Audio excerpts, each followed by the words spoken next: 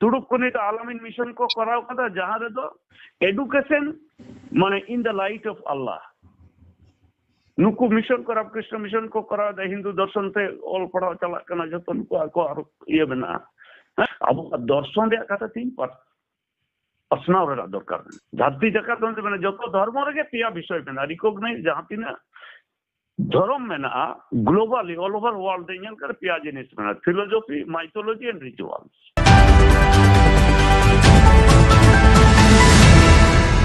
अब mythology ritual से बन आचुर कन फिलोसफी तो बाबन चला तो ओंडे के असल जिनिसटा दो ना नोंकन अब लेकन सिखने थोड़ नडे हिजु या नोंकन संस्था बनाया संगठन बनाया नो प्रचार लगा तबे यानी अब जा ये करना फिलोसफी करना दर्शन में ना अब जा शरीर में ना धरती रे जतो खना सरेस नो चिंता दो बना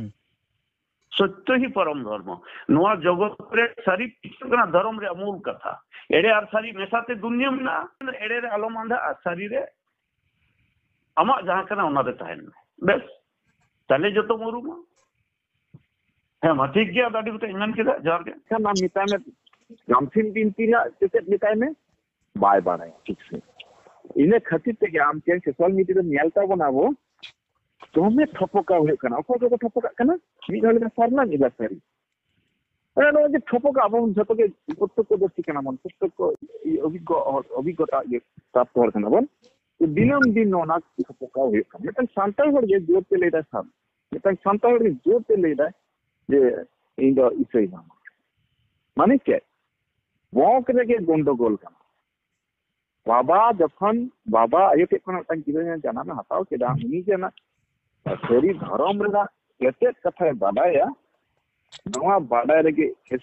इंटरेस्ट के भाई को कना तारपरे गिदरे बहुत खना जो चक कना माने बॉग रे के बड़ी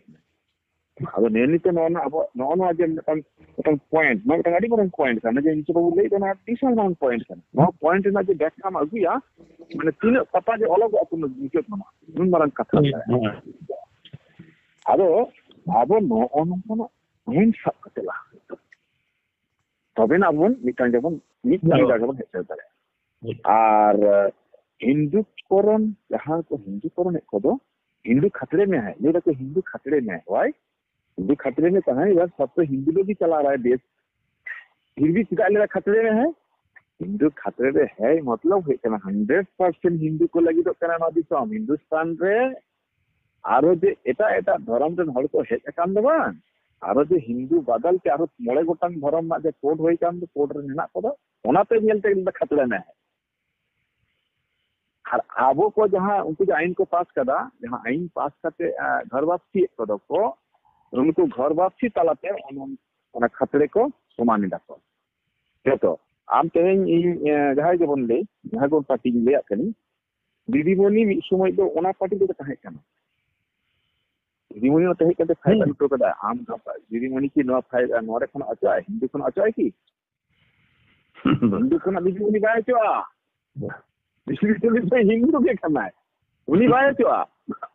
है किंतु दीदी के वीडियो कदा जे नोडे इन संविधान ना अरी लिखे संविधान ना ये लिखाते आर्टिकल लिखाते हिंदी कमी करना संविधान ये लिखाते कमी करना मेन खान हिंदू जुदी नोडे जतो को हिंदू आ दीदीमणि की हिंदू बाय था ना ताहेना है ओते दीदीमणि आया आया जतो किछु बाडाई करते के नोआ दो ओवर में तन ये कमी करना जे एटा कोन नितुम ते संविधान ना अरी लेकाते कमी करना तेहेन ओय नो जिनिस के आप दमे बुझो लगावना बोली इन मने करा दमे बुझो लागों गोड़ा इन चेदा दारे बुतरिन बोंगा इन चेदा सीमिन बोंगा को इन चेदा मेरमिन बोंगा को ना राइट कांते इना दो अधिकार ना नो मेना नो राइट अबन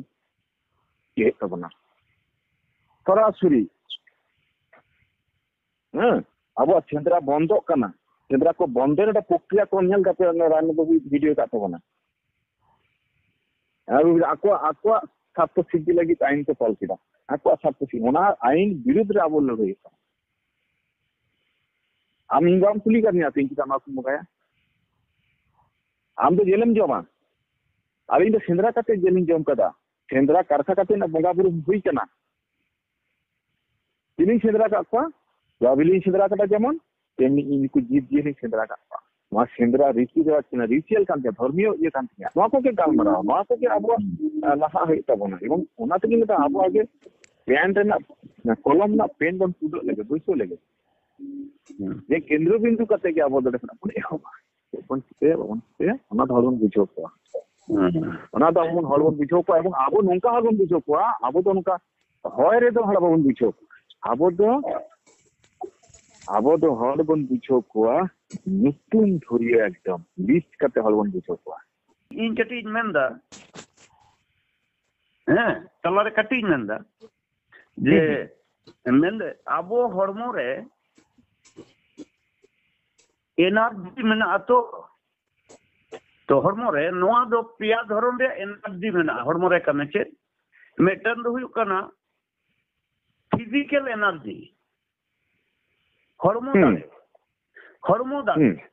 जहां ते बो रोड दा कमी एदा बो नो दो का कोन बो नामेदा जमा खन तारपरे मेटन में अखिल दारे मेना ते बो बुद्धि दारे तो नोआ दो का कोन बो नामेदा नो दो पुथी कोन बो नामेदा आर बंका नो प्रकृति कोन बो सेरायदा बंका अबोरे हपड़म कोटेन कोन बो सेरायदा नो तो माने अखिल दारे मेना अबो तेन नो आर जहां मेटन मेना ओना दो कने किंतु जीवी दारे तो ना जीवी दारे का दो कार बोलने ना का करन नोआ दो किंतु धर्म ना जीवी दारे जमा रहन बांग जमा पुथी हो बांग जमा नोआ दो किंतु धर्म दे जमा तो आम जदि धर्म कथा बाम चर्चा या धर्म जदि बाम तो आमा जीवी दारे नसा कना तो कजे धर्म रिया गुरुत्व मेना से बनवा उनके बुझा मिटन हर जदि बुझो चाहिए तो उनके बुझा जे बंचा टाइम करते गले दो जीवी दारे रेना दरकार मेना एवं ओना जीवी दारे दो धर्म चर्चा ते धर्म रे किंतु ना दो मेना एकदम अच्छा আর আবো হরমো রে মহিলে হরমো রে বন মহিলে লেনকে বন চিকেয়া না ধীরে তে বন কাসা কানা বহ রে বন মহিলে লেনকে দো নারকা সে বন কাসা কানা কান যে মনে রে মহিলে আউ দে চেতম সাফায় না মনে রে তো বলে কানা ওনা সাফারে আদো ধর্ম এই মনে ধর্ম কথা বহ সাফা নারকা সে সোনা রূপ সাফা বিলি যে জতে मोने महिले सपा धर्म कथा पे ठीक ओंदे ये एनसी बाबू नोना कथा अड्डी मिटन पुरुधुल हर आले पीढ़ी नि जोटा लय लेदाय माने आले मिटन ना दुड़ुब ताहे कना पीढ़ी ना ओना दुड़ुब रे मिद धारे मिटन कोड रे दुड़ुब कना उनी हर खूब हाड़ाम हर मिटन ठेंगा हेना ताया इन चलाव कना तो उनी मिटन कथा रोड केदा लेदा आबो जखन लेदा नय तुपुन आबन फरचा लगी और जामा पेन बन फरचायदा ना साबन एदाबन ले महिले कानते मेनखा भितरी ना मने लेदा महिले चेत तबन चाबाया ओना कथा इन उन खन गे माने इन रेबेत दो लेदा तेहिन ओना कथा आर मी हर ठेन नय आजम केदा आर कि आम ठेन एवं नोआ साधु धर्म रे नोआ को इया बेना नुका ओल बेना सुलक बेना आर कि नोआ को इदी कते खंडरम कते गवेषणा नोआ को इन ऑल करे नो